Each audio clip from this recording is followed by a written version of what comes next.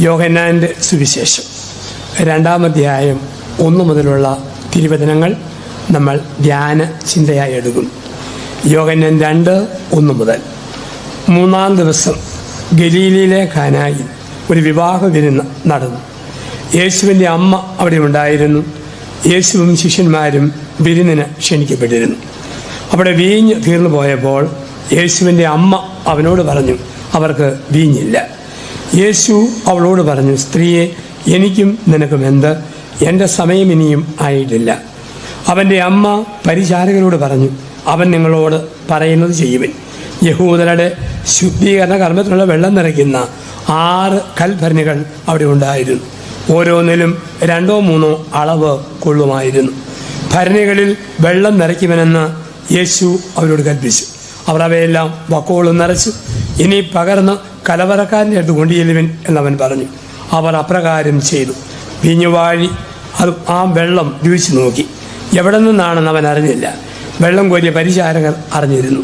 അവൻ മണവാളിനെ വിളിച്ചു പറഞ്ഞു, എല്ലാവരും മേൽത്തരം വീഞ്ഞ് ആദ്യം വിളമ്പുന്നു. അതിഥികൾക്ക് ലഹരി പിടിച്ചു കഴിയുമ്പോൾ താഴ്ന്നു തരും. എന്നാൽ നീ നല്ല വീഞ്ഞ് ഇതുവരെയും സൂക്ഷിച്ചു വച്ചല്ലോ. മഹാഭൂരിപക്ഷം പേരും കുടുംബജീവിതം നയിക്കുന്നവരാണ്. കുടുംബ ജീവിതവുമായി ബന്ധപ്പെട്ടാണ് നമ്മുടെ ജീവിതം മുമ്പോട്ട് പോവുക. കുടുംബം സ്വർഗമായോ സമുദായം സ്വർഗമാവും. കുടുംബം സ്വർഗമായോ ഈ ലോകം സ്വർഗമാവും. എല്ലാവരും ആഗ്രഹിക്കുന്നത് കുടുംബ ചിന്തകൾ ശ്രവിക്കാൻ. 4-ാം തീയതി ശിവരാത്രിയായിരുന്നു.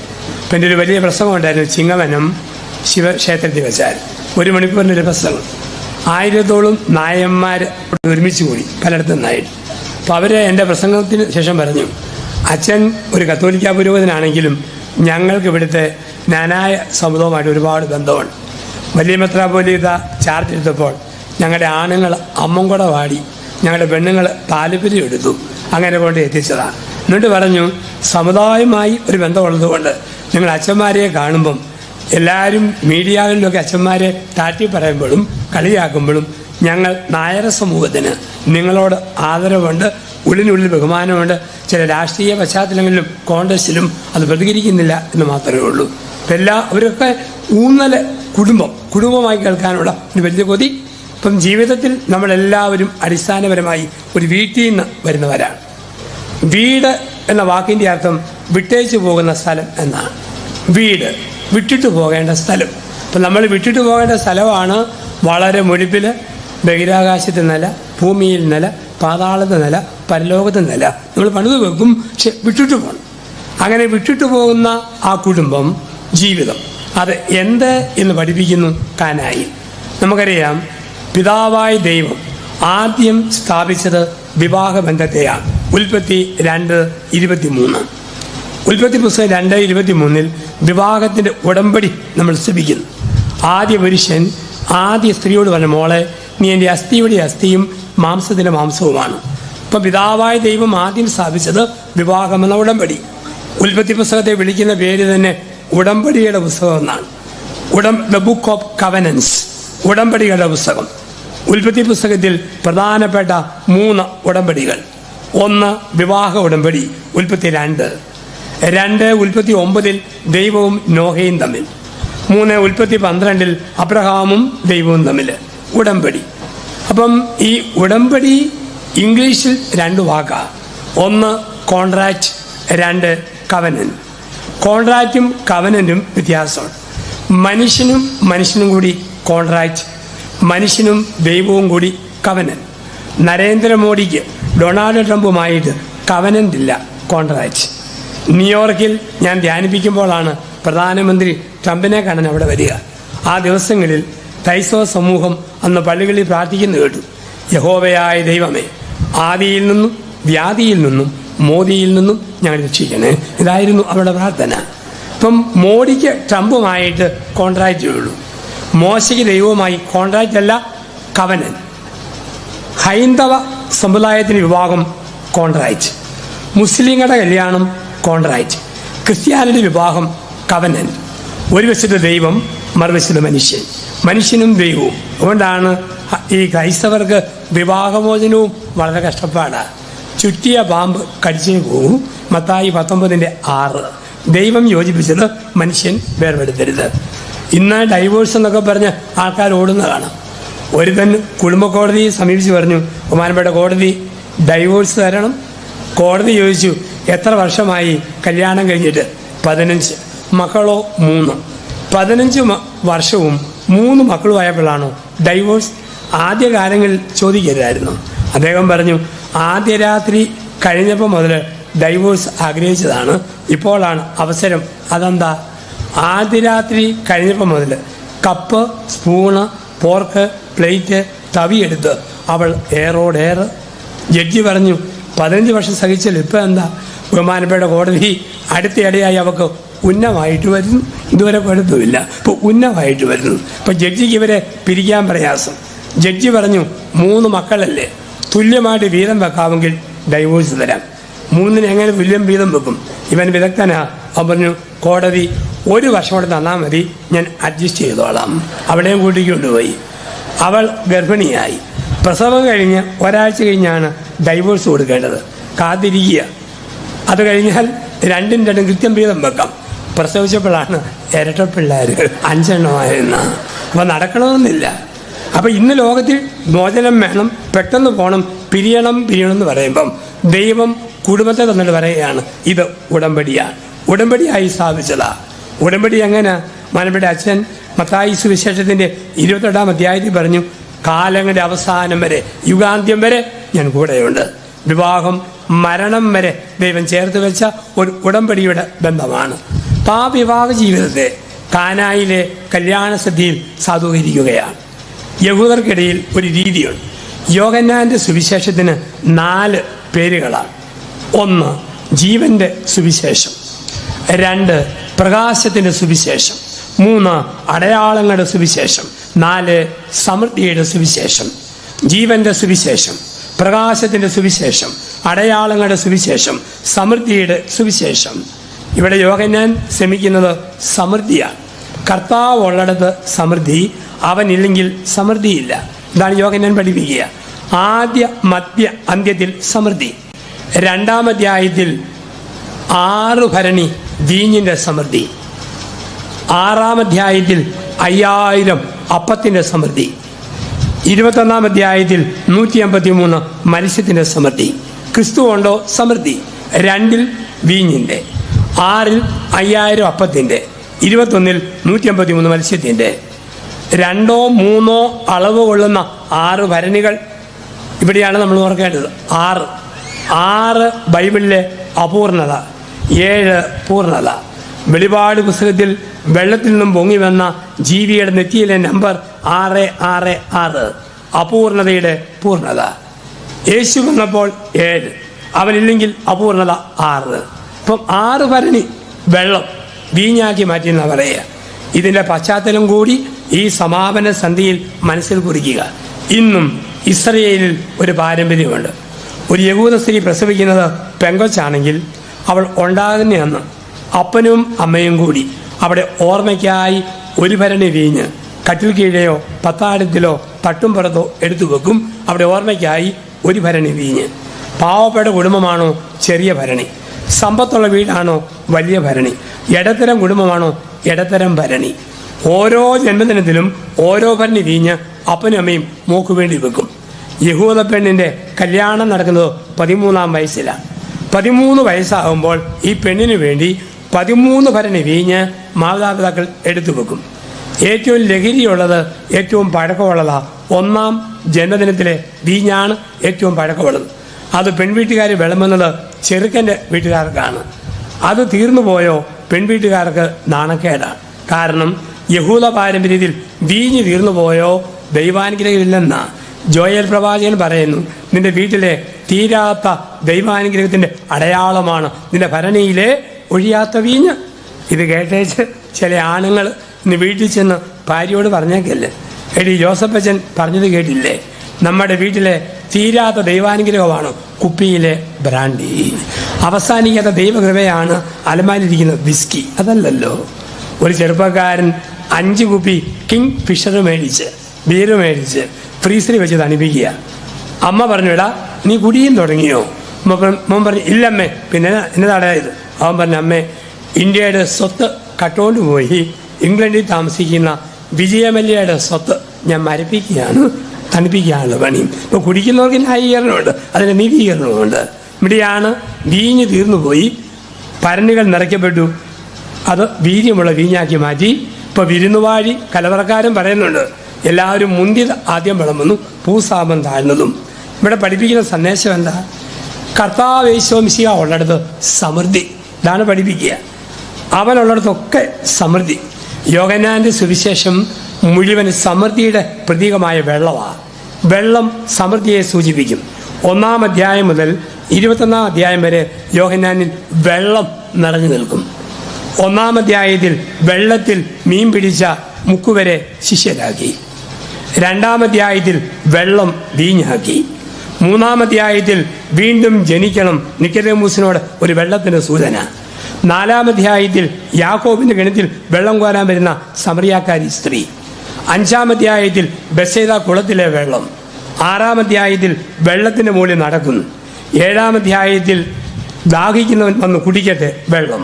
9-ാം അധ്യായത്തിൽ ശീലോഹ കുളത്തിലെ വെള്ളം. 13-ാം അധ്യായത്തിൽ വെള്ളം കൊണ്ട് പാദം കഴുകുന്നു.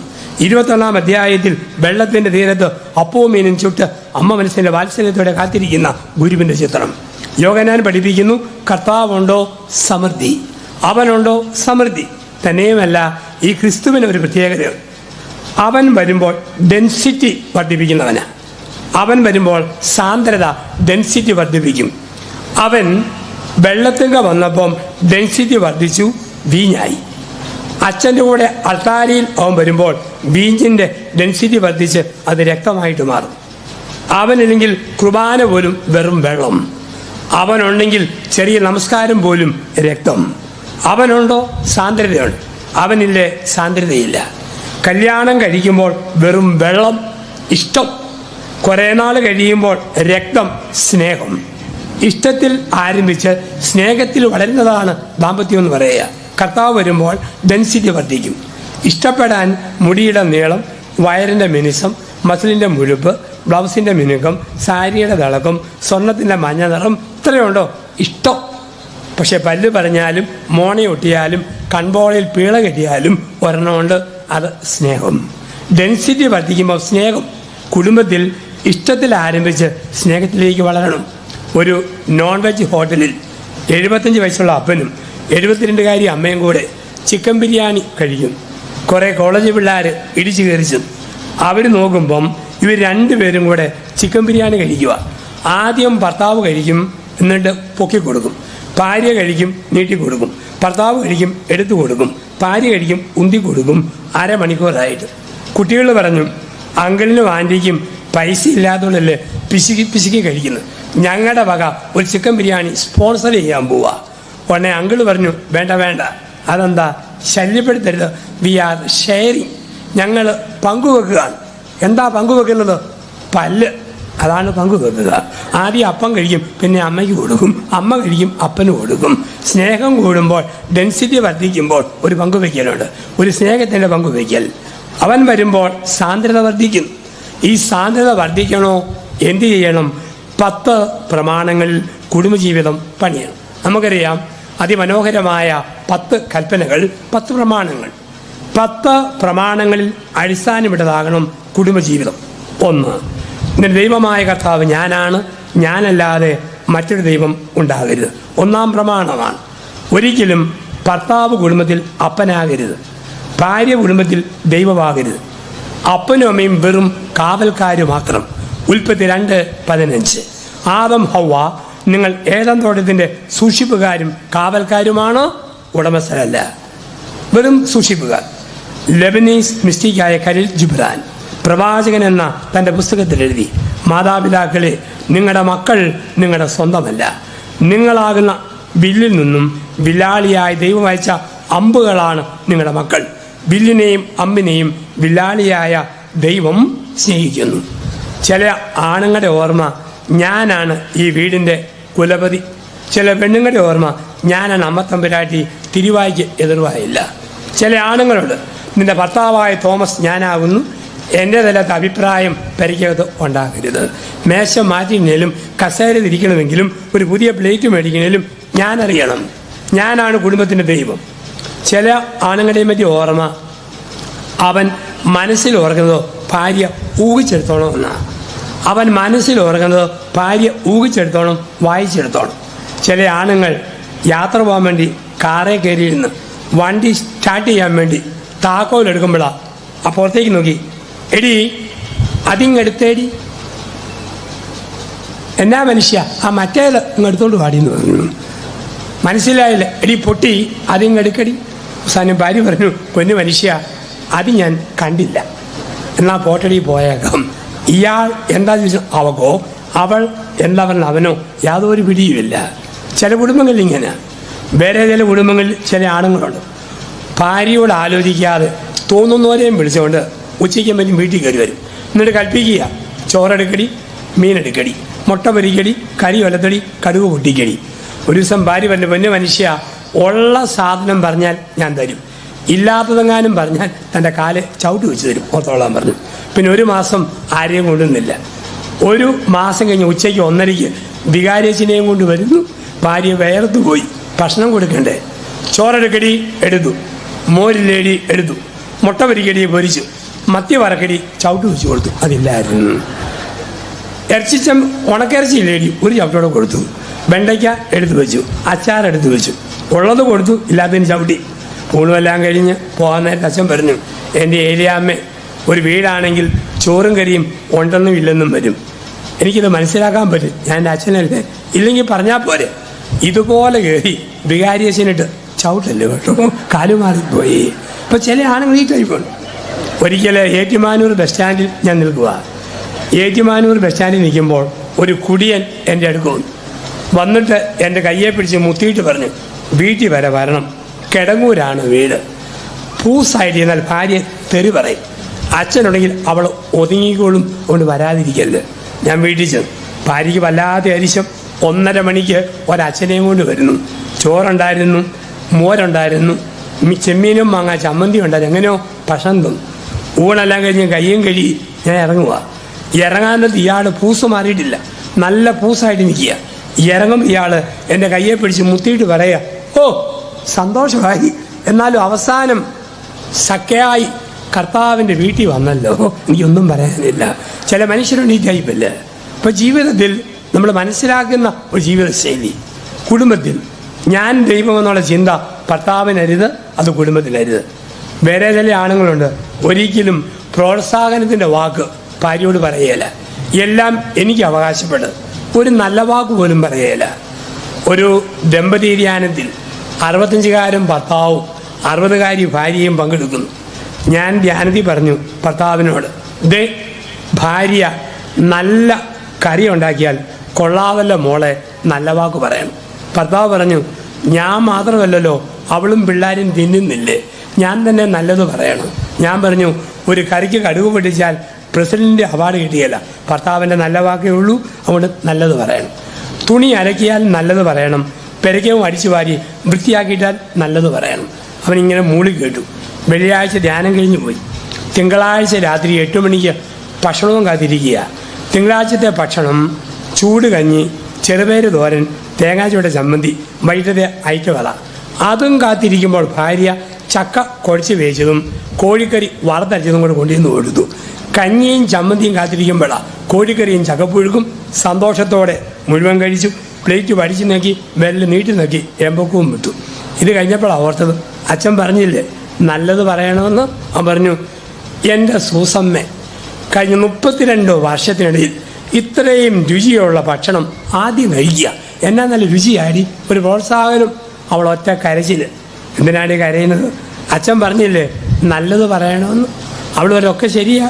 കഴിഞ്ഞ 30 വർഷക്കാലം ഞാൻ വെച്ച് വിളമ്പി തന്നിട്ടും തനിക്ക് നല്ലതൊന്നും പറയാനില്ല.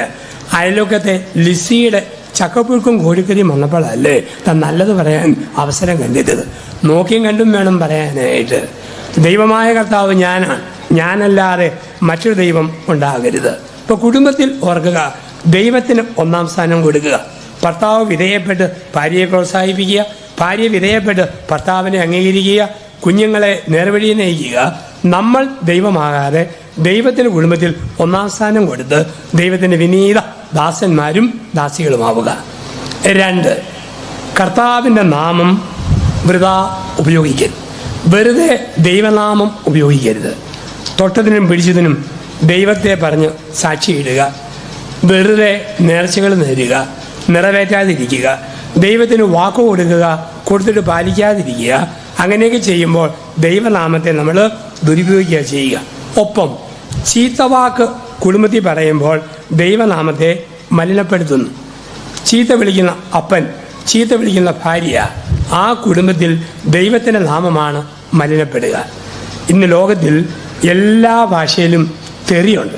പക്ഷെ ലോകഭാഷയിലെ ചീത്തവാക്കുകൾക്ക് വളരെ നീളം കുറവാണ്. ഇംഗ്ലീഷിൽ കടുക് പഠിച്ച പോലെ സ്റ്റുപ്പിഡ് ബസ്റ്റാർഡ് തീർന്നു. പക്ഷെ മലയാളമെന്ന ശ്രേഷ്ഠ ഭാഷയിലാണ് ഏറ്റവും നീണ്ട തെറിയുള്ളത്. ഗിന്നസ് ബുക്കിലെ ഏറ്റവും മുഴുത്ത തെറി കാസർഗോഡുകാരൻ ക്രിസ്ത്യാനി കുടുംബനാഥൻ്റെ തെറിയാണ്. ഒരു തെറിയുടെ നീളം 1 മിനിറ്റ് 3.5 സെക്കൻഡാണ് ഒരൊറ്റ ചീത്ത. അതിൻ്റെ ഉള്ളടക്കം ആര് ചീത്ത കേട്ടോ, ചീത്ത കേട്ടവൻ്റെ 7 തലമുറകളിലുള്ള അപ്പനൊപ്പന്മാരുടെ സകല അവയവങ്ങളും തലോടി കടന്നുപോയ ഒരു അന്താരാഷ്ട്ര തെറി എന്നാണ് പറയുക. ചില കുടുംബങ്ങൾ ഇങ്ങനെയുണ്ട്. ഇവിടെയാണ് പറയുക, ദൈവത്തിൻ്റെ നാമം മലിനമാക്കരുത്, ദൈവനാമം ദുരുപയോഗിക്കരുത് കുടുംബത്തിൽ. 3, കർത്താവിൻ്റെ ദിവസം പരിശുദ്ധമായി ആചരിക്കണം. കോൺസെൻട്രേറ്റഡ് ഡേ ആണ്.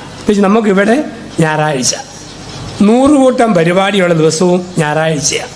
ഹൗസ് വാമിംഗ് ഉണ്ട്, പിക്നിക്കുണ്ട്, ടൂറുണ്ട്, വോളണ്ടറി വർക്കുണ്ട്, പലതും പറഞ്ഞു പോകും. എന്തിനെല്ലാം പോയാലും ഞായറാഴ്ച സ്വന്തം പള്ളിയിൽ ദൈവം തന്ന പട്ടക്കാരോട് ചേർന്ന് വിശുദ്ധ കുർബാന അനുഭവിക്കണം, വിശുദ്ധ കുർബാന അർപ്പിക്കണം. തന്നെയുമല്ല, ആഴ്ചയിൽ കിട്ടിയതിൻ്റെ ദശാംശം എൻ്റെ പള്ളിക്ക് അന്ന് കൊടുക്കണം. കിട്ടിയ സ്വത്തിൻ്റെ ദശാംശം, എൻ്റെ ആരോഗ്യത്തിൻ്റെ ദശാംശം. കുറേ സമയം എൻ്റെ ആരോഗ്യം ദേവാലയത്തിൻ്റെ കർമ്മങ്ങളുമായി ബന്ധപ്പെട്ട് ആരോഗ്യം ചെലവഴിക്കണം. സമയം സൺഡേയിൽ കുഞ്ഞുങ്ങൾക്ക് കാറ്റഗിസം എടുത്തോ, ഭക്തസംഘടനയെ പ്രവർത്തിച്ചോ, പള്ളിയുടെ പ്രവൃത്തികളുമായി ബന്ധപ്പെട്ടോ സമയത്തിൻ്റെ ദശാംശം ഉപയോഗിക്കണം. ഞായറാഴ്ച കർത്താവിൻ്റെ ദിവസമാണ്. 6 ദിവസങ്ങളിൽ ഓടി നിന്ന് പ്രവർത്തിക്കുമ്പോൾ ഈ കർത്താവിൻ്റെ ദിവസം അത് പരിശുദ്ധമായി ആചരിക്കണം. ബൈബിൾ വായിച്ചും ഭക്തിഗാനം കേട്ടും കൂട്ടായ്മയെ പ്രാർത്ഥിച്ചും ഒരുമിച്ച് ചേർന്നിരുന്നും പരമാവധി സമയം ദൈവത്തിന് കൊടുക്കണം, ദൈവത്തിന് വേണ്ടി മാറ്റിവെക്കണം ഞായറാഴ്ചയിൽ. ഒപ്പം കർത്താവിൻ്റെ മണിക്കൂറും പരിശുദ്ധമായി ആചരിക്കണം. കർത്താവിൻ്റെ മണിക്കൂർ എന്ന് പറയുന്നത് രാത്രി 7-നും 9-നും ഇടയിലാണ്. രാത്രി 7-നും 9-നും ഇടയിൽ കുടുംബത്തിൽ ശരിക്കും സന്ധ്യാപ്രാർത്ഥന വേണം. 9 കഴിഞ്ഞാൽ ഉറക്കം, 7-ന് മുമ്പാണ് ഒരുപാട് ജോലി. 20 മിനിറ്റ് 30 മിനിറ്റ് ഒതുങ്ങുന്ന ഒരു പ്രാർത്ഥന കുഞ്ഞുങ്ങളെയും ചേർത്ത് കുടുംബത്തിലുണ്ടാകണം. ഇന്ന് പലപ്പോഴും കുടുംബത്തിൽ പ്രാർത്ഥനാ സമയം TV സീരിയലുകൾ മോഷ്ടിക്കുന്ന കാലമാണ്. ഞാൻ കുറേ നാൾ മുമ്പ് ഒരങ്കിളിനെ ഫോണിൽ വിളിച്ചു രാത്രി. അദ്ദേഹം പറഞ്ഞു, അച്ഛാ ശല്യപ്പെടുത്തരുത്, 10 മണിയാകുമ്പോൾ ഞാൻ അങ്ങോട്ട് വിളിച്ചോളാം. എന്താ ഇത്ര തിരക്ക്? എൻ്റെ അച്ഛോ, ഞാനും ഭാര്യയും കൂടി പരസ്പരം കണ്ടുകൊണ്ടിരിക്കുകയാണ്. അതുകൊണ്ട് ഞാനോർത്തു തമ്മിൽ കാണുക. പിന്നെ അറിയുക, ഒരു സീരിയലിൻ്റെ പേരായിരുന്നു പരസ്പരം. ഞങ്ങൾ രണ്ടും കൂടി പരസ്പരം കണ്ടുകൊണ്ടിരിക്കുകയാണ്. ചില വീടുകളുണ്ട്. ഈയിടെ ഒരു ആൻറ്റി അയൽപക്കത്തെ കുട്ടികൾക്കെല്ലാം ലഡു കൊടുക്കും. ഞാൻ ചോദിച്ചു, ആൻറ്റി വിവാഹ വാർഷികമോ കുഞ്ഞുങ്ങളുടെ ബർത്ത്ഡേ ആണ്? അല്ല, പിന്നെയോ സീരിയലിൽ 1 വർഷമായി ഗർഭിണിയായിരുന്ന ശ്രീലക്ഷ്മി ഇന്നലെ പ്രസവിച്ചു. അതിൻ്റെ സന്തോഷത്തിനാണ് ആൻറ്റിയുടെ ലഡു നാട്ടുകാർക്ക് കൊടുക്കുക. കർത്താവിൻ്റെ ദിവസം പരിശുദ്ധമായി ആചരിക്കണം. കർത്താവിൻ്റെ മണിക്കൂറും പരിശുദ്ധമായി ആചരിക്കണം. 4, മാതാപിതാക്കളെ ബഹുമാനിക്കണം.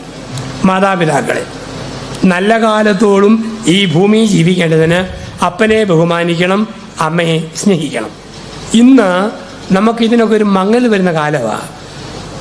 സ്മാർട്ട് ഫോൺ വന്നപ്പോൾ നമ്മുടെ തിരുവല്ലായിലെ വീട്ടിലിരുന്നാൽ ഇടത് കൈയുടെ ഉള്ളം കൈയിലിരുന്ന് ന്യൂയോർക്കിലെ അമ്മായി തുള്ളിക്കൊണ്ടിരിക്കും. പക്ഷെ ന്യൂയോർക്കിലെ അമ്മായി ഉള്ളം കൈയിൽ തുള്ളുമ്പോൾ അടുക്കളയിലെ അമ്മ 100 മൈൽ ദൂരെയായി പോയി. ഇന്നത്തെ ലോകത്തിൻ്റെ പ്രത്യേകത ഇതാണ്. അമ്മയെ ശ്രദ്ധിക്കാൻ സമയമില്ല, അപ്പനെ ശ്രദ്ധിക്കാൻ സമയമില്ല, കുടുംബത്തിലൊന്നിനും സമയമില്ല.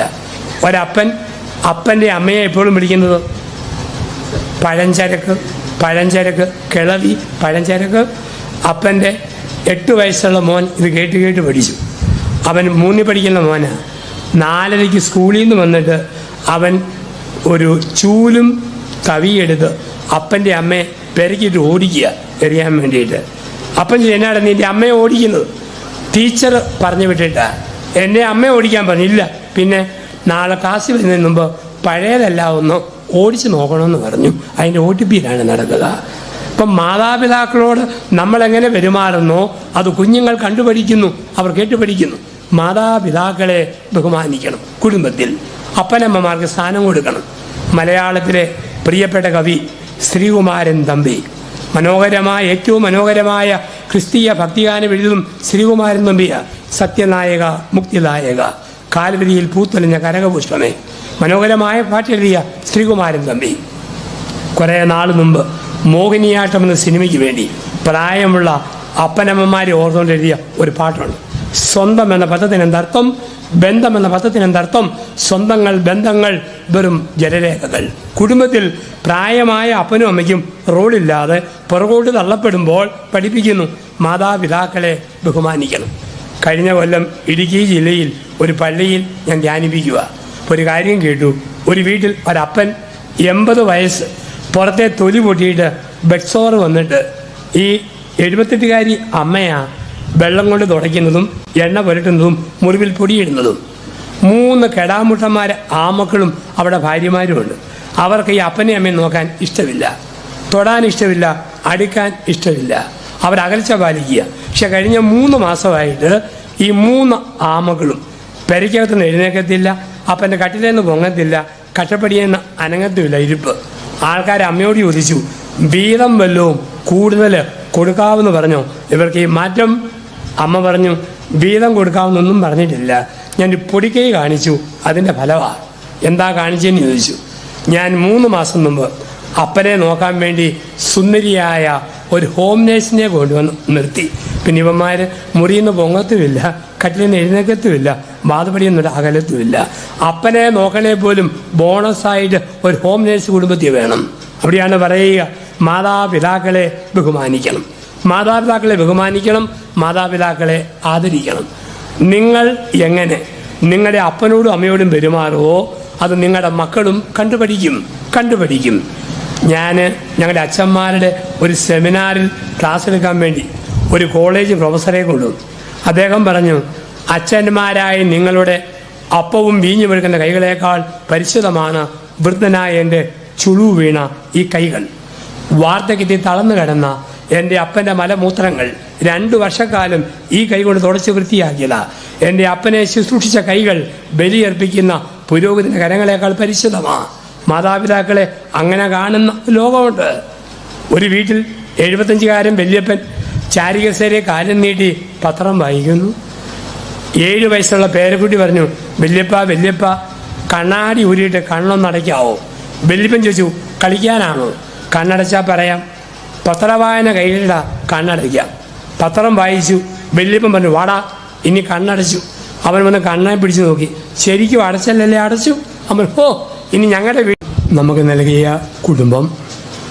കുടുംബജീവിതം ഈ ഭൂമിയിൽ വീര്യമുള്ള വീഞ്ഞു പോലെ ആകണമെങ്കിൽ, മനോഹരമായ ഉടമ്പടിയുടെ ഒരു അടയാളമായിട്ട് നിൽക്കണമെങ്കിൽ 10 പ്രമാണങ്ങളിൽ അടിസ്ഥാനമിട്ട് കുടുംബജീവിതം നയിക്കണം. അതിൽ 4 നമ്മൾ കണ്ടു. ദൈവത്തിന് 1-ാം സ്ഥാനം കൊടുക്കുക, ദൈവത്തിൻ്റെ നാമം പാഴായി പറയാതിരിക്കുക, ദൈവത്തിന് കൊടുക്കുന്ന വാക്കുകൾ നിറവേറ്റുക, കർത്താവിൻ്റെ ദിവസവും കർത്താവിൻ്റെ മണിക്കൂറും പരിശുദ്ധമായി ആചരിക്കുക, മാതാപിതാക്കളെ ബഹുമാനിക്കുക. 5-ാമത് പറയുന്നു, കൊല്ലരുത്. ജീവൻ തന്നത് ദൈവമാണ്, ജീവൻ എടുക്കാൻ ദൈവത്തിന് മാത്രമേ അവകാശമുള്ളൂ. ജെറമിയ പ്രവചനം 1:5. നിന്റെ അമ്മയുടെ ഉദരത്തിൽ നീ ഉരുവാക്കപ്പെട്ട നിമിഷം തന്നെ ഞാൻ നിന്നെ അറിഞ്ഞു, തിരഞ്ഞെടുത്തു. ജീവൻ തന്ന ദൈവത്തിനെ ജീവനെടുക്കാൻ അവകാശമുള്ളൂ. അബോർഷൻ, ഗർഭഛിദ്രം, ഇതൊക്കെ നടത്തുന്ന കുടുംബങ്ങളിൽ ജീവിക്കുന്ന മക്കളുടെ മേൽ ഒരു ശാപത്തിൻ്റെ വാൾ എന്നും തൂങ്ങിക്കിടക്കും. അങ്ങനെയുള്ള തിന്മ സമ്പത്തുള്ള കുടുംബത്തിൽ സംഭവിച്ചെങ്കിൽ, ഏതെങ്കിലും പാവപ്പെട്ട സ്ത്രീയുടെ സുഖപ്രസവത്തിന് പൈസ ചെലവഴിച്ചും പാവപ്പെട്ട കുഞ്ഞുങ്ങളെ പഠിപ്പിക്കാൻ സഹായിച്ചും സമ്പത്ത് കൊണ്ട് പരിഹാരം ചെയ്യണം. അത് പ്രായശ്ചിത്തത്തിൻ്റെ രീതിയുവാ. ട്രംപ് എന്തെല്ലാം അബദ്ധങ്ങൾ പറഞ്ഞാലും ഒരു ദൈവാനുഗ്രഹമുള്ള മനുഷ്യനാണ്. കാരണം അമേരിക്കൻ പ്രസിഡന്റായി അദ്ദേഹം ചാർജ് എടുത്തതിന് ശേഷം ആദ്യം ഒപ്പിട്ടത് അമേരിക്കയിലെ അബോർഷൻ ക്ലിനിക്കുകൾ നിത്യമായി അടയ്ക്കുവാനുള്ള കൽപ്പനയാണ്. രണ്ടാമത് ഒപ്പിട്ടത് ഗർഭഛിദ്രത്തിന് ഫണ്ട് കൊടുക്കുന്ന ഫണ്ടിങ് ഏജൻസിയെ അമേരിക്കയിൽ നിരോധിച്ചു. ജീവന്റെ മൂല്യത്തിന് വില കൊടുക്കുന്നതിൻ്റെ ഒരു അനുഗ്രഹം ആ മനുഷ്യനുണ്ടെന്ന് ഞാൻ പൂർണ്ണമായും വിശ്വസിക്കുന്നു. കൊല്ലരുതെന്ന് പറയുമ്പോൾ അതിൻ്റെ മറ്റൊരു വശം ജീവിക്കാൻ അനുവദിക്കണം. ജീവിക്കാൻ അനുവദിക്കണം. മക്കളെ പ്രസവിക്കാൻ കഴിവുള്ളവർ, സാമ്പത്തികമായും ബലമുള്ളവർ വെറുതെ കണക്ക് കൂടി 1, 2 എന്ന് പറഞ്ഞ് സന്താന ജന്മം നിർത്തരുത്. ദൈവത്തിൻ്റെ പദ്ധതി ഒരു കുടുംബത്തിൽ 5-6 എണ്ണം വേണമെന്നുള്ളതാണ്. അങ്ങനെ ഇല്ലേ എന്ത് സംഭവിക്കും? ഒരെണ്ണത്തെ കൊണ്ട് 6ന്റെ പ്രകടനം ദൈവം കാഴ്ചവെപ്പിക്കും. നമ്മളിന്ന് കാണുന്ന കാഴ്ചകളുമാണ്. ഞാൻ ജനുവരി 26-ാം തീയതി എരുമേലി കൊല്ലമള വെച്ചൂച്ചര അടുത്ത് ഒരു പള്ളിയിൽ പോയി. ഒരു വീട്ടിലെ ഭാര്യാഭർത്താക്കന്മാരുടെ വിവാഹത്തിൻ്റെ 60-ാം വാർഷികം. 24 മക്കളെ പ്രസവിച്ച അമ്മ, ഇരട്ടകളൊന്നുമില്ല, ഒറ്റയ്ക്കായിട്ടുള്ള 24 കുഞ്ഞുങ്ങൾ. 6 പേര് മരിച്ചു. ഇന്നും വെച്ചൂച്ചരയിൽ 18 മക്കളുടെ അപ്പനമ്മമാർ ജീവിക്കുന്നു. വിവാഹത്തിൻ്റെ ഏറ്റവും വലിയ ആഘോഷം 98 പേരക്കുട്ടികളുടെ ഡാൻസും പ്രകടനമായിരുന്നു. ഞാൻ പറഞ്ഞത് പത്രത്തിൽ കൊടുക്കാവുന്ന ഒരു വാർത്തയാണല്ലോ. ഇന്നും മക്കൾക്ക് പരമാവധി ജന്മം കൊടുക്കുന്നവർ. ഞാൻ ദുബായ് YMCA ധ്യാനിപ്പിക്കുമ്പോൾ സ്വർണ്ണക്കടക്കാരൻ ജോയി ആലൂക്കാസ് ധ്യാനിക്കാം. ജോയി പറഞ്ഞു, അച്ഛാ 18 മക്കളിൽ ഞാൻ 13ാമത്തേതാ. ഇഷ്ടം പോലെ മക്കൾക്ക് ജന്മം കൊടുത്തു. എല്ലാവരും കഷ്ടപ്പെട്ട് അലഞ്ഞു ഇത്രയായി. കാരണം മിടുക്കനും മിടുക്കിയും ഉണ്ടാകുന്നത് ഒരു 2-3 കഴിയുമ്പോഴാണ്. ടെണ്ടുൽക്കർ 4ാമത്തേത്, മദർ തെരേസ 5ാമത്തേത്, അബ്ദുൽ കലാം 7ാമത്തേത്, ടാഗോർ 14ാമത്തേത്. പ്രസവിക്കാൻ കഴിവും നോക്കാൻ പൗട്ടും ഉണ്ടായിട്ട് മനഃപൂർവ്വം 1, 2 മതിയെന്ന് വെച്ചാൽ തിരുവല്ലായിലും പരിസരത്തിലുള്ള നിങ്ങളുടെ വീട്ടിൽ ഒരു ടെണ്ടുൽക്കർ ഉണ്ടാകാനുള്ള സാധ്യത എന്നേക്കുമായി അടഞ്ഞു പോകുന്നു. ഓർക്കുക, മക്കൾക്ക് ജന്മം. ഇന്ന് കുടുംബ കോടതിയിലെ കേസെടുത്താൽ 100-ൽ 70% ഒറ്റപുത്രന്മാരുടെ കല്യാണമാണ്. ഒറ്റപുത്രിമാരെ കെട്ടിച്ചു വിട്ടതാ. അഡ്ജസ്റ്റ്മെൻ്റ് അറിയത്തില്ല. ചെന്നാൽ പോരും വിളക്കും പിരിഞ്ഞേക്കാം, പൊട്ടിത്തെറി, ബഹളം. കൂടുതൽ അംഗങ്ങളുണ്ടോ കൊണ്ടും കൊടുത്തും വളരും. അതിൻ്റെ നന്മയും അതിൻ്റെ പക്വതയും കുടുംബത്തിനുണ്ട്. ഇനി ഗർഭിണിയായിരിക്കുന്ന കാലഘട്ടം മുതലുള്ള ഒരു ഭർത്താവിൻ്റെ സമീപനം, ഒരു ഭാര്യയുടെ മനോഭാവം, അതൊക്കെ കുഞ്ഞിനെ ബാധിക്കും. ഇടിമുഴക്കവും ഇടിമിന്നലും കേട്ട് ഒരു സ്ത്രീ ഞെട്ടിയാൽ പ്രസവിക്കുന്ന കുഞ്ഞ് ഞെട്ടിക്കൊണ്ടിരിക്കും, ഞരങ്ങിക്കൊണ്ടിരിക്കും. ഒമാനിലെ മസ്കറ്റ് അടുത്ത് ഗാലയിൽ 2009 ഒരു ചൊല്ലിക്കൊടുക്കാനുണ്ടായി. ഗോനു എല്ലാം വെള്ളം കൊണ്ട് നിറഞ്ഞു. എൻ്റെ സ്നേഹിതൻ്റെ ഭാര്യയെന്ന് 4 മാസം ഗർഭിണിയാണ്. അവൻ വീട്ടിലില്ല. ഗ്രൗണ്ട് ഫ്ലോർ മുഴുവൻ വെള്ളത്തിൽ മുങ്ങിയപ്പോൾ ഇവൾ ഓടിച്ചെന്ന് കിട്ടാമെന്നെല്ലാം ബക്കറ്റിൽ കോരിയെടുത്തു 1ാം നിലയിൽ വെച്ചു. ബെഡ്ഷീറ്റ് ചുരുട്ടിക്കൂട്ടി 1ാം നിലയിൽ വെച്ചു. പുതപ്പിൽ മടക്കി കെട്ടി 1ാം നിലയിൽ വെച്ചു. പ്രസവിച്ച മോൻ മിടുക്കനാണ്. അവനിന്ന് 10 വയസ്സോളം പ്രായമാകുന്നു. പക്ഷെ ഒരു കുഴപ്പമുള്ളൂ, പെരയ്ക്കകത്ത് തന്നെ കണ്ടാലും ബക്കറ്റിൽ കോരിക്കൊണ്ട് പോവുക, പുതപ്പിൽ ചുരുട്ടി കെട്ടുക, ബെഡ്ഷീറ്റ് മടക്കി കെട്ടുക, അവിടെ കൊണ്ട് നിൽക്കുക. അമ്മയുടെ വയറ്റിൽ കിടക്കുമ്പം അമ്മയുടെ വിചാരങ്ങൾ കുഞ്ഞിനെ ബാധിക്കുന്നു. കഴിഞ്ഞ പൂജവെപ്പിന് ഞാൻ ബറോഡയിൽ ധ്യാനിപ്പിക്കുകയായിരുന്നു. ഒരു സ്ത്രീയെ കണ്ടു. 3 പെമ്മക്കളാ. 3 പെമ്മക്കളെയും കണ്ണിൻ്റെ കാഴ്ചശക്തി മങ്ങുക. ഗർഭിണിയായപ്പോൾ അമ്മ അമിതമായ മൂക്കിപ്പൊടി വലിച്ചതാ. ഇന്ന് കുഞ്ഞുങ്ങളുടെ കാഴ്ചശക്തി മങ്ങിക്കൊണ്ടിരിക്കുന്നു. ജീവിതത്തിൽ ഓർക്കുക, മാതാപിതാക്കളുടെ ഹൃദയവികാര വിചാരങ്ങൾ കുഞ്ഞുങ്ങളുടെ സ്വഭാവത്തെ ബാധിക്കുന്നു. നമുക്ക് പറയാൻ പറ്റുമോ നമ്മുടെയൊക്കെ മക്കൾ നാളെ ആരായിത്തീരുമെന്ന്? ആർക്കെങ്കിലും പറയാൻ പറ്റുമോ? മക്കൾ ആരായിത്തീരും. കുഞ്ഞുനാൾ മുതൽ അവരാരായിത്തീരും എന്നതിന് സൂചന കുട്ടിക്കാലത്തെ കാണിക്കും. ഉദാഹരണം, 7 വയസ്സുള്ള മോൻ മേശ മറിക്കുന്നു, കസേര തിരിക്കുന്നു, എല്ലാം കുത്തി ചളുക്കുന്നു, എല്ലാം വെട്ടിപ്പറിക്കുന്നു. തീൻകുത്താന്നും പറഞ്ഞ് ആ മോനെ പിടിച്ച് തല്ലരുത്. അവനായിരിക്കും വളർന്നു വരുമ്പോൾ തിരുവല്ല, കല്ലിശ്ശേരി, ചെങ്ങന്നൂര്, ചിങ്ങവനം ഈ പ്രദേശത്തുള്ള സമർത്ഥനായ ഒരു JCB ഡ്രൈവറാകാനുള്ള സാധ്യത അവൻ കുഞ്ഞുനാളിലെ കാണിച്ചു തുടങ്ങുന്നു. ചില കുഞ്ഞുങ്ങൾ പ്ലാസ്റ്റിക് നൂലിൻ്റെ അറ്റം ചെവി വെക്കും, മറ്റേ അറ്റം കൂട്ടുകാരൻ നെഞ്ചത്ത് വെക്കും. ശ്വാസം നീട്ടി വിടറ, കുറുക്കി വിടറ, വലിച്ചു വിടറ, മുറുക്കി വിടറ. ഡോക്ടറാകാൻ സാധ്യത. ചില പഠിക്കാവട സാറാകാൻ സാധ്യത, ടീച്ചറാകാൻ സാധ്യത. ചില കള്ളനും പോലീസും കളിക്കുന്നു. ചിലർക്ക് കള്ളനാകാൻ സാധ്യത, ചിലർക്ക് പോലീസാകാൻ സാധ്യത. കള്ളനെയും കള്ളിയെയും വളർത്തുന്നത് അപ്പനും അമ്മയുമാണ്. കൊച്ചു കുഞ്ഞ് തൊട്ടിയിൽ മാലാഖയെ പോലെ കൈവിരിച്ച് കിടക്കുമ്പോൾ അമ്മയും അപ്പനും തൊട്ടിയിൽ നോക്കിയിട്ട് കള്ളൻ്റെ കിടപ്പ് കണ്ടോ, കള്ളിയുടെ ചിരി കണ്ടോ, സ്കൂളിൽ നിന്ന് വരുമ്പം കള്ളൻ്റെ ഓട്ടം കണ്ടോ, കള്ളിയുടെ ചാട്ടം കണ്ടോ. ആദ്യമായിട്ട് മക്കളെ നുണ പറയാൻ പഠിപ്പിക്കുന്നത് പെട്ടതള്ളയാണ്. ഇഡ്ഡലി പാത്രത്തിൽ ശർക്കര ചേർത്ത് വട്ടയപ്പം പുഴുങ്ങി വെക്കുമ്പം കുഞ്ഞമ്മയോട് അമ്മ അപ്പം അമ്മ കൈ വീശിട്ട് കാക്ക കൊണ്ടുപോയി. കൊച്ചത്ത് മുടിഞ്ഞ കാക്ക എൻ്റെ അപ്പവും കൊണ്ടുപോയോ. കരഞ്ഞപ്പോൾ അമ്മ പറഞ്ഞു ഇല്ല കേട്ടോ, അമ്മയുടെ തന്നെ ഉണ്ട്. നുണയുടെ ഒന്നാം പാഠം കൊച്ചാദ്യം പഠിക്കുന്നത് അമ്മയിൽ നിന്നാണ്. അറിയാതെ കൊടുക്കുന്ന പരിശീലനങ്ങൾ. അപ്പം ഈ കുഞ്ഞുങ്ങളെ ദൈവകൃപയിൽ വളർത്തുക, കൊല്ലരുത്, വളരാൻ അനുവദിക്കുക. അവിടെയാണ് 3 വിദ്യാഭ്യാസം മക്കൾക്ക് കൊടുത്തുകൊണ്ടിരിക്കണം. 1 ഭൗതിക വിദ്യാഭ്യാസം. എന്താ ഭൗതിക വിദ്യാഭ്യാസം? പരമാവധി പഠിപ്പിക്കണം. ഒപ്പം ചില പെരുമാറ്റങ്ങൾ പഠിപ്പിക്കണം. മക്കൾക്ക് പറഞ്ഞു കൊടുക്കണം യഥാർത്ഥ അങ്കിൾ ആരാ, നാട്ടിലെ അങ്കിൾ ആരാ, യഥാർത്ഥ ആൻറ്റി ആരാ, നാട്ടിലെ ആൻറ്റി ആരാ. വീട്ടിൽ നിന്ന് കുഞ്ഞുങ്ങൾക്ക് അമ്മയുടെ ആങ്ങളെയും അങ്കിളാണ്, മീനും കൊണ്ടുമല്ല മീൻകാരനും മീൻകാരൻ അങ്കിളാണ്. അതുകൂട്ട് ഈ പൊട്ടത്തിനും മക്കളെ കൊണ്ട് പഠിപ്പിക്കരുത്. അപ്പൻ്റെ പെങ്ങളും ആൻറ്റിയാ, പറമ്പി പുല്ലുപെട്ടം എന്ന പണിക്കാരി ആൻറ്റിയാ. ഈ വ്യത്യാസങ്ങൾ പഠിക്കണം. അതൊക്കെ പരിശീലനത്തിൻ്റെ ഭാഗമാണ്. ഒപ്പം മൊബൈൽ ഫോൺ ഉപയോഗിക്കുന്ന രീതി പഠിപ്പിക്കണം. ഒരിക്കലും നിങ്ങളുടെ മക്കൾക്ക് മൊബൈൽ ഫോൺ കളിക്കാൻ കൊടുക്കരുത്.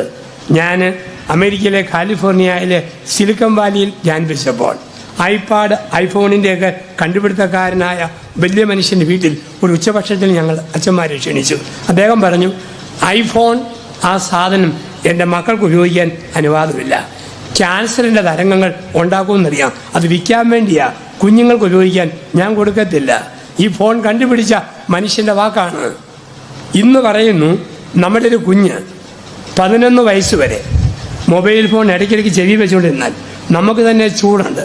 കുഞ്ഞുങ്ങൾ വെച്ചാൽ 11ാം വയസ്സിൽ നിങ്ങളുടെ മക്കളുടെ തലച്ചോറിന് ക്യാൻസർ. അനേക മക്കൾ മരിക്കും ഇന്നല്ലെങ്കിൽ നാളെ ബ്രെയിൻ ക്യാൻസറായിട്ട്. വീണ്ടും പറയുന്നു ഈ ചുമ്മാ പിള്ളേരെ പൊട്ടന്മാരാകുന്ന കാർട്ടൂൺ കാണിക്കുന്ന കൊച്ചു TV ഉള്ള പരിപാടിയുണ്ട്. ഈ TV കാണിച്ചുകൊണ്ട് കുഞ്ഞുങ്ങൾ ഭക്ഷണം കഴിക്കരുത്. കരയാതിരിക്കാൻ വേണ്ടി കുഞ്ഞുങ്ങൾക്ക് മക്കളെ കണ്ടോ കാർട്ടൂൺ കണ്ടോ കൊച്ചു നോക്കുമ്പം ഏറുപടക്കം പോലെ അമ്മ ഉരുള വായിലേക്ക് എറിഞ്ഞു കയറ്റും. അങ്ങനെ കൊടുക്കരുത്. അങ്ങനെ ഭക്ഷണം കഴിച്ചാൽ നിങ്ങളുടെ മക്കൾക്ക് 9ാം വയസ്സിൽ കുടലിൽ ക്യാൻസറും വയറ്റിൽ മാരകമായ രോഗവും. കാരണം ദഹനരസം എന്നുള്ള രസം ഉൽപ്പാദിപ്പിക്കാതെ കുഞ്ഞ് വിഴുങ്ങുകയാണ്. മുതിർന്നവർ ഓർക്കണം, TV കണ്ടുകൊണ്ട് ഭക്ഷണം കഴിക്കരുത്.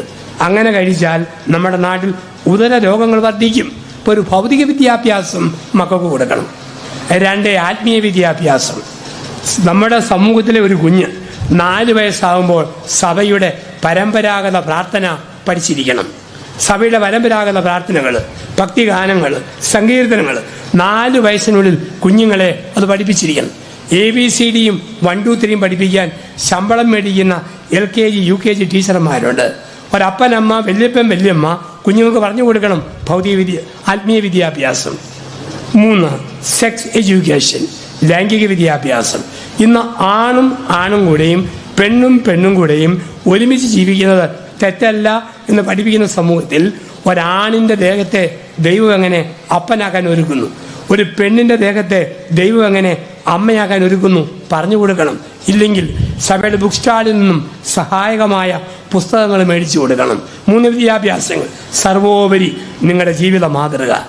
നിങ്ങളെങ്ങനെ നിങ്ങളുടെ അപ്പനോടും അമ്മയോടും പെരുമാറുന്നോ നിങ്ങളുടെ മക്കൾ നിങ്ങളോട് പെരുമാറും. നമ്മൾ എന്ത് ചെയ്യുന്നോ മക്കൾ കണ്ടുപിടിക്കും. 40കാരൻ അപ്പനും ഒപ്പം പ്രായമുള്ള അമ്മയും കൂടി രാത്രി 11:30 കഴിഞ്ഞപ്പം TV കാണുക. ആ സമയത്താണ് ഉണക്കമീൻ്റെ മോന്തയുള്ള ഷെയ്പ്പില്ലാത്ത കുറേ പേക്കോലങ്ങൾ പാഷൻ പരേഡെന്നും പറഞ്ഞ് ആടിയാടി നടക്കുന്നു. അപ്പനും അമ്മയും നോക്കുമ്പോൾ 6 വയസ്സുള്ള ആൺകുട്ടിയും ഒളിച്ചു നോക്കി. അമ്മ ചോദിച്ചു, എന്നതാടാ ഈ നോക്കുന്നത്? നിങ്ങളെന്നാ കാണുന്നതെന്ന് ഞാനും ഒന്ന് കാണുക. ഉടനെ പറഞ്ഞു, ഞങ്ങളൊന്നും കാണുകയല്ല, ലോകത്ത് തുണി ഉടുക്കാൻ കഴിവില്ലാത്ത പാവങ്ങളെ ഓർത്ത് ഡാഡിയും മമ്മിയും മധ്യസ്ഥ പ്രാർത്ഥന ചൊല്ലിക്കൊണ്ടിരിക്കുകയാണ്. മോൻ പോയി കിടക്കാൻ പറഞ്ഞു. അവൻ പോയി കിടന്നു. രാത്രി 12 അത്രയും കൂടെ തുണിയില്ലാത്ത പുതിയ അവതാരങ്ങൾ ആടി ആടി വരുന്നു. അവർ ഒളിച്ചു നോക്കി, അവൻ തുറിച്ചു നോക്കി. ഞാടാ പിന്നെ നോക്കുന്നത്, അല്ല അതിനേക്കാൾ ദാരിദ്ര്യമുള്ള വല്ലവരും ഉണ്ടോയെന്നറിയാൻ വേണ്ടി ഞാനും ഒന്ന് നോക്കുക. നമ്മളെങ്ങനെ പെരുമാറുന്നു അത് മക്കൾ കണ്ടുപിടിക്കുന്നു. കുടുംബത്തിൻ്റെ വേദികളിൽ. ഇവിടെയാണ് കൊല്ലരുത്, മക്കളെ വളരാൻ അനുവദിക്കുക. 6 പറയും, 6 വ്യഭിചാരം ചെയ്യരുത്. വ്യഭിചാരം എന്താ? വ്യഭിചാരം വിവാഹത്തിന് മുമ്പ് കല്യാണം കഴിക്കാത്ത പുരുഷന് പല പെണ്ണുങ്ങളോടും താല്പര്യം തോന്നും, അവൻ നോക്കും. വിവാഹം കഴിക്കാത്ത സ്ത്രീ പല ആണുങ്ങളോടും താല്പര്യം തോന്നും, അവളും നോക്കും. ആ ദൈവം വെച്ചിരിക്കുന്ന പ്രകൃതിയുടെ കഴിവാണ്.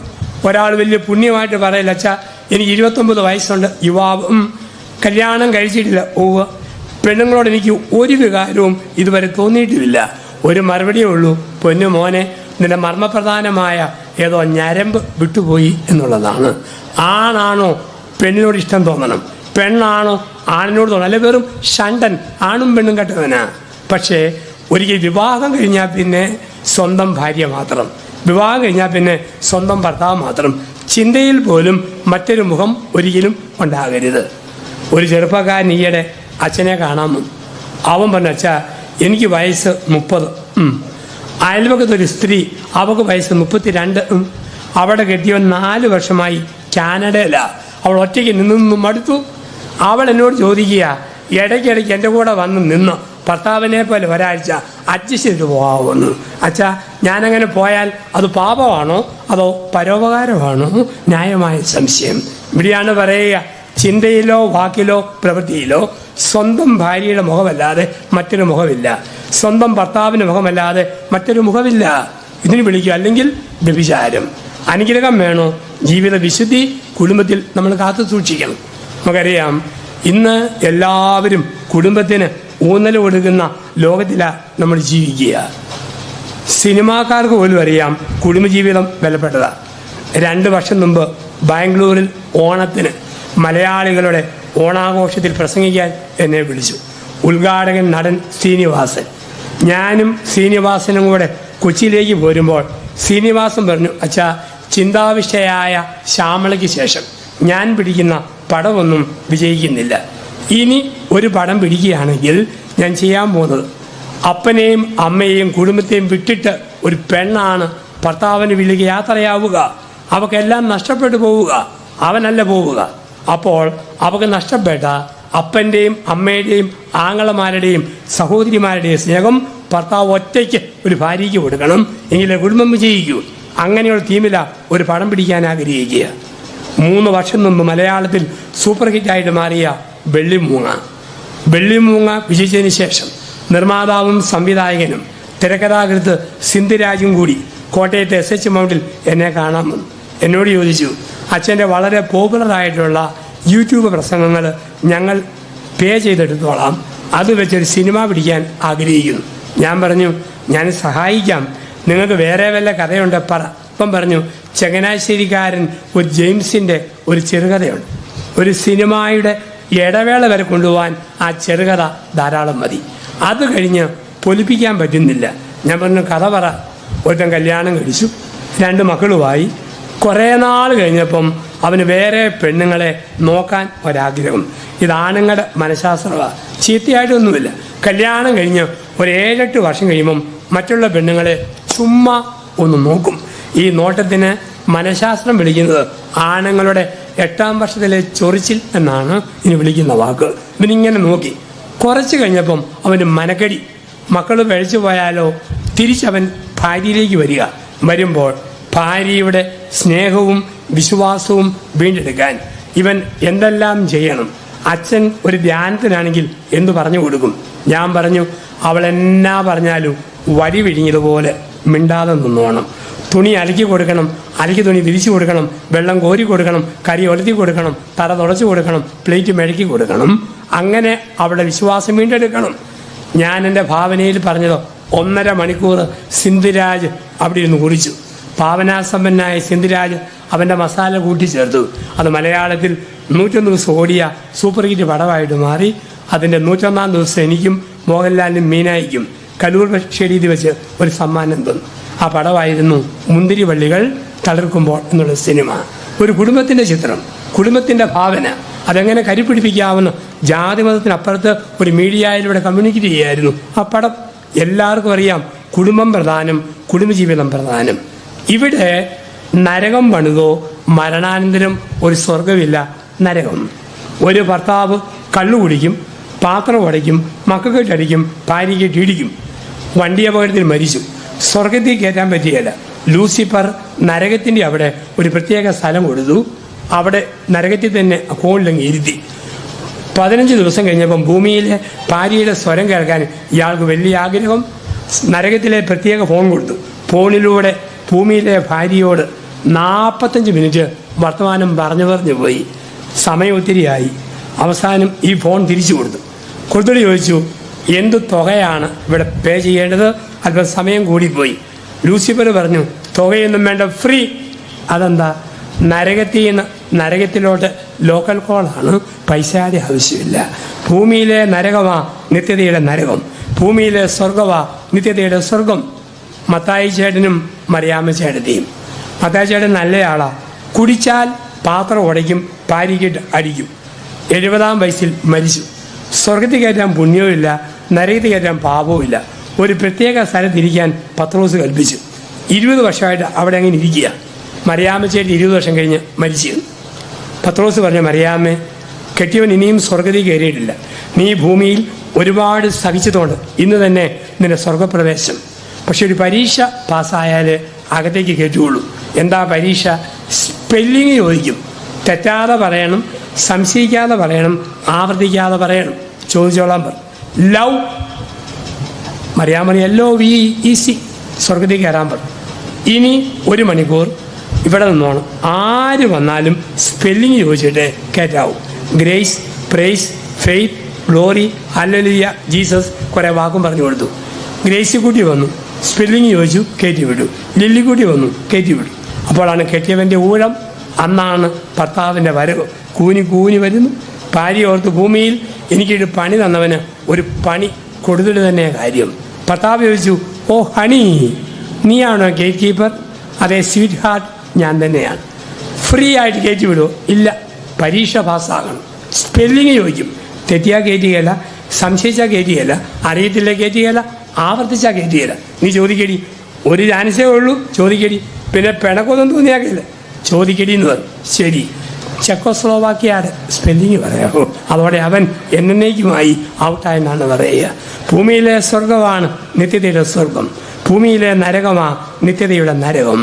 അപ്പം അവിടെ ദൈവം തന്ന ഒരു കുടുംബം അതിൻ്റെ മനോഹാരിതയിൽ സൂക്ഷിച്ച് മുമ്പോട്ട് കൊണ്ടുപോകാനുള്ള വിളി അവിടെയാണ് പറയുക, വ്യഭിചാരം ചെയ്യരുത്. വീണ്ടും 7ാമത് ഒരു പ്രമാണത്തിലേക്ക് കടന്നു വരുന്നു. അവിടെയാണ് നമ്മൾ കാണുക, നമ്മൾ ജീവിതത്തിൽ ഒരിക്കലും കള്ളസാക്ഷ്യങ്ങൾ പറയല്ല.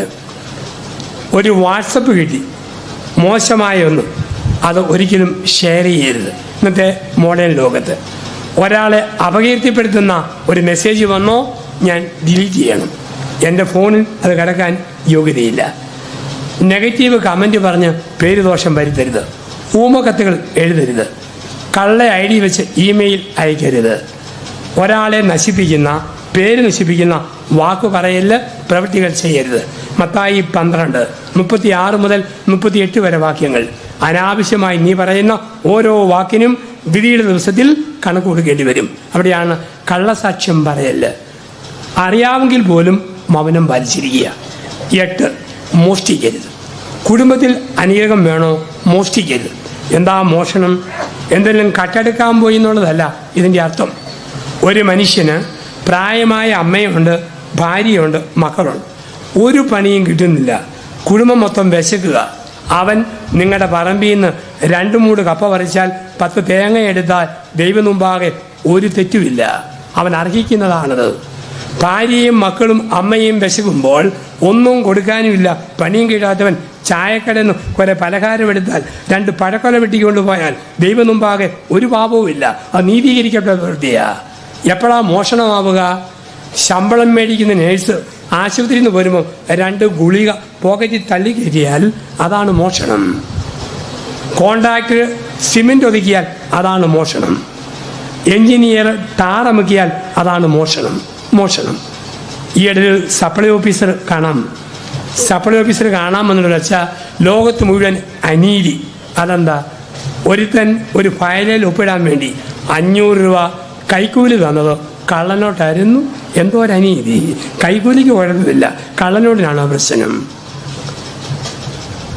600 രൂപ പണിക്കൂലി കൊടുക്കേണ്ടടുത്ത് ഒരു പാവപ്പെട്ട മനുഷ്യൻ ഒരു പണിയും കിട്ടാതെ വന്നപ്പോൾ 300 രൂപയ്ക്ക് പണിയാമെന്ന് സമ്മതിച്ചാൽ ആ മുതലാളി അവൻ്റെ 300 രൂപ കട്ടെടുത്ത കള്ളനാണ്.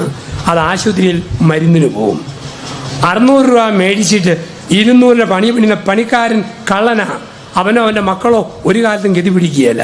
അർഹതയില്ലാത്ത കൊണ്ടുപോകുമ്പോൾ അതിന് വിളിക്കുന്ന വാക്ക് മോഷ്ടിക്കരുത്.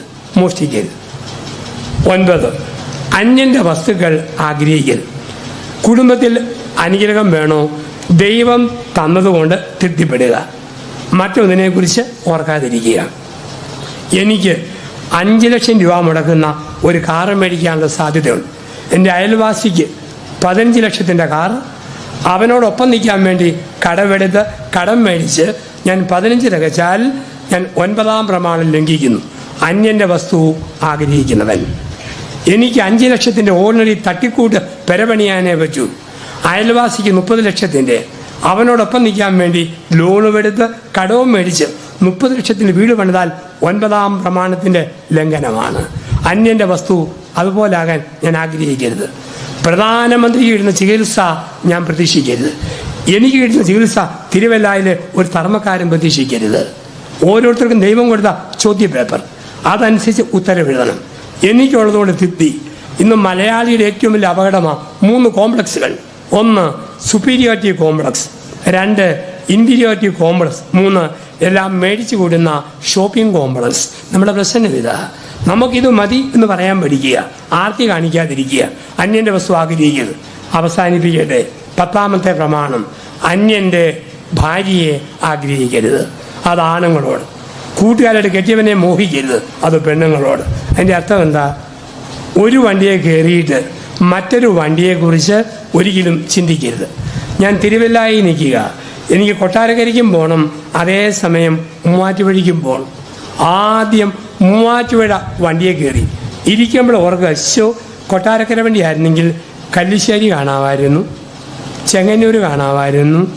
അങ്ങനെ കണ്ട് എനിക്ക് പന്തളം കാണാം, അടൂര് കാണാം, മൈലം കാണാം, കൊട്ടാരക്കര കാണാമെന്ന് ഒരിക്കലും മൂവാറ്റുപുഴ വണ്ടി കയറിയിട്ട് ഓർക്കരുത്.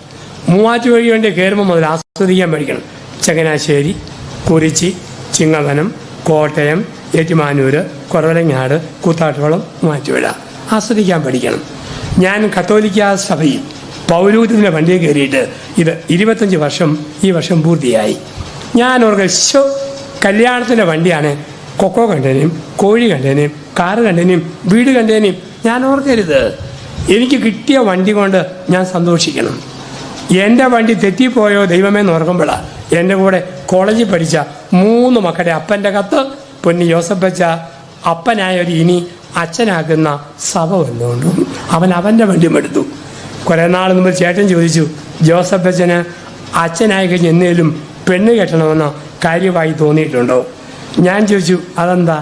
അച്ഛൻ്റെ പ്രസംഗം കഴിഞ്ഞ് ഞങ്ങൾ കുടുംബത്തോടെ ചിരിക്കാറുണ്ട്, അച്ഛന് വേണ്ടാത്ത വല്ല തോന്നലും ഉണ്ടോയെന്ന് അറിയാൻ വേണ്ടി ചോദിച്ചതാണ്. ഞാൻ പറഞ്ഞു, 3 മാസം മുമ്പ് ശക്തമായിട്ട് പെണ്ണ് കെട്ടണമെന്ന് എനിക്കൊന്ന് തോന്നിയായിരുന്നു. അതെന്നാ? ധ്യാനിപ്പിച്ച് മടുത്തു വന്നു. തുണി അലക്കി വലതുകൈയുടെ ഒരം പറഞ്ഞു പോയപ്പോൾ ഒരു ഭാര്യ ഉണ്ടായിരുന്നെങ്കിൽ അലക്കി കിട്ടിയതിനെല്ലോ എന്ന് ഞാനൊന്ന് ഓർത്തുപോയി. പിന്നെ മനുഷ്യൻ പറഞ്ഞു, പൊന്നി യോസഫച്ച ഇനി മേലിൽ അങ്ങനെ ഓർത്തേക്കരുത്. അതെന്താ? എൻ്റെ അച്ചു, എൻ്റെ പെപ്പർ നോത്തി ഇന്നും അവിടെ സകലമാന തുണിയും എന്നെ കൊണ്ട് അച്ഛ അവൾ അലക്കിപ്പിക്കുന്നത്. എവിടെയാണോ അവിടെ സന്തോഷം, അതിനപ്പുറത്തേക്ക് ചിന്തിക്കാതിരിക്കുക.